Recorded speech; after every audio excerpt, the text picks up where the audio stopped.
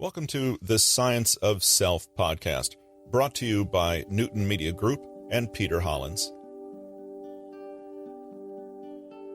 This is Monday, November 29, 2021. 41 Self-Discipline Habits for Slackers, Avoiders, and Couch Potatoes, written by Peter Hollins, narrated by Russell Newton.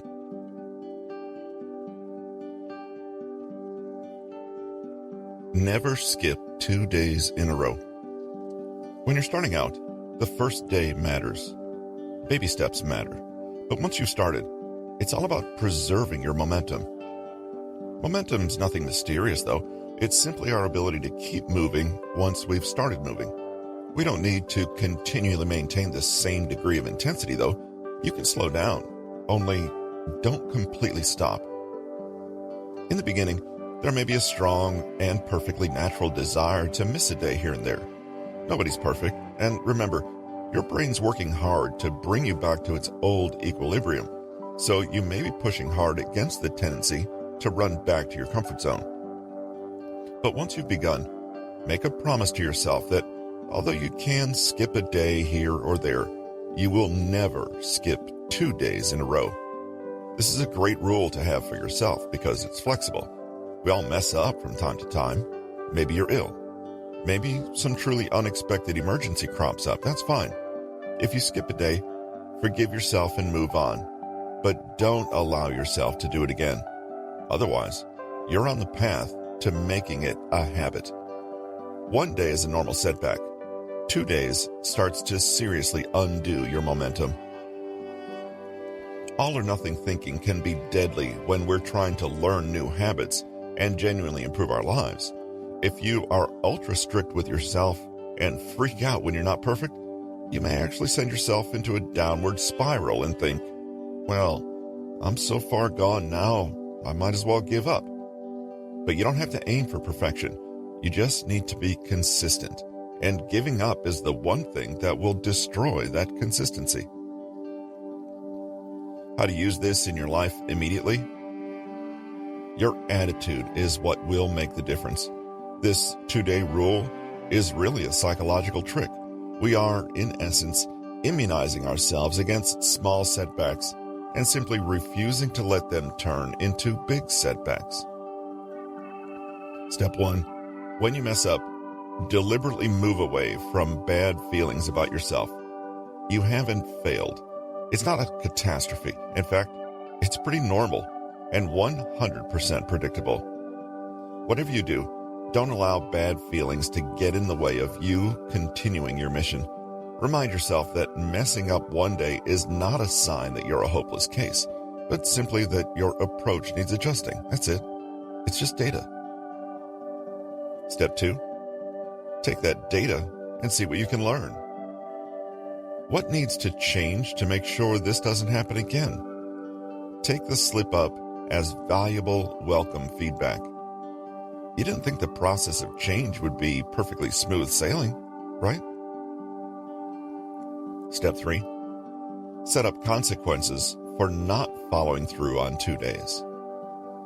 You need to really feel that it's impossible for you to miss 2 days in a row.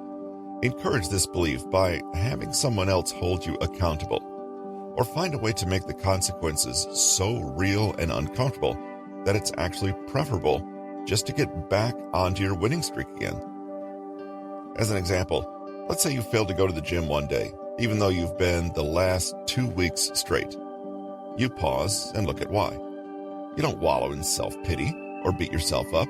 You just say, what happened here? Maybe you notice that you missed your morning workout because you stayed up all night and were too exhausted. The actionable next step is clear. Go to bed on time tonight and don't miss your workout tomorrow. Monitor your progress. So you've broken things into baby steps. You've taken the first and most important baby step, and piece by piece, day by day, you're building your goal. Well done. Now you're well and truly on the path. You need to keep track of how you're going. Knowledge is power. Tracking helps you stay focused on what's important to reaching your goal, It also helps you identify potential obstacles and strategies for how to overcome them before they derail you. Consciously tracking your development can help you set more realistic goals and stay positive along the way because you're seeing concrete evidence of your incremental improvement. Think about keeping a journal to write down your self-discipline goals and to track your progress. Alternatively, you could have a highly visible chart somewhere to remind you of the journey you're on. This reinforces the positive changes that you're implementing in your life and gives you a record that you can look back on with pride, especially on those days you feel like giving up. It might be tempting to miss a day, but then when you look at your unbroken streak of 20 days, you might decide to push on instead of interrupting that momentum. This is the power of tracking. If you know what your baseline is, you know without doubt whether your interventions are actually working and how much they're working. The simple act of measuring yourself alone is a boost of motivation. Think of it as having yourself as an accountability buddy. On the other hand, if something isn't working, tracking yourself will show you this clearly and immediately and give you a chance to identify what is actually the source and magnitude of the problem. That takes us to the obvious question: how do you track? How to use this in your life immediately. If you're thinking you need some kind of complex app or tool to get you started, hold on. The first step is actually to determine what metrics you can use to measure your progress. Your progress may naturally lend itself to being quantified and measured, but it may not. For example, you may be trying to lose weight, and so you could settle on measuring pounds of weight loss. However, take a moment to think about this carefully. If you only have 5 pounds to lose, you might consider smaller increments than 1 pound. Or you may choose other metrics entirely, such as waist measurements, or how close you are to wearing a too tight pair of trousers. Don't rush this step. First, zoom out and look at the bigger picture, i.e., your larger goal. Then, think about realistic, appropriate timescales. Again, baby steps will help here. Reflect on why you're doing what you're doing, and then choose a frequency at which you'll check in on your progress to completing these mini goals or baby steps. With our example, you might want to lose weight primarily for health reasons and decide that indefinitely checking in weekly makes sense, since you're looking to make gradual changes that will last for the long term, i.e., you're not just crash dieting to lose weight by next Wednesday. Once you've decided on how often you're checking in, decide on how you'll track your progress. Again, choose what's appropriate. Keep it simple. You might keep a chart on the bathroom wall where you record your weekly weigh-in, joining up the dots to form a graph that shows you your progress over time. Progress tracking works best when you build in a little ritual and reward with each step. Take a moment at every interval to look at how far you've come, remind yourself where you're going, and celebrate the steps you're taking to get there.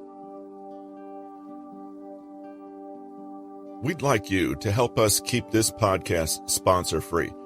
Please take a moment in your podcast provider to subscribe to the podcast, leave a rating and a review, and share an episode or the podcast itself with a friend.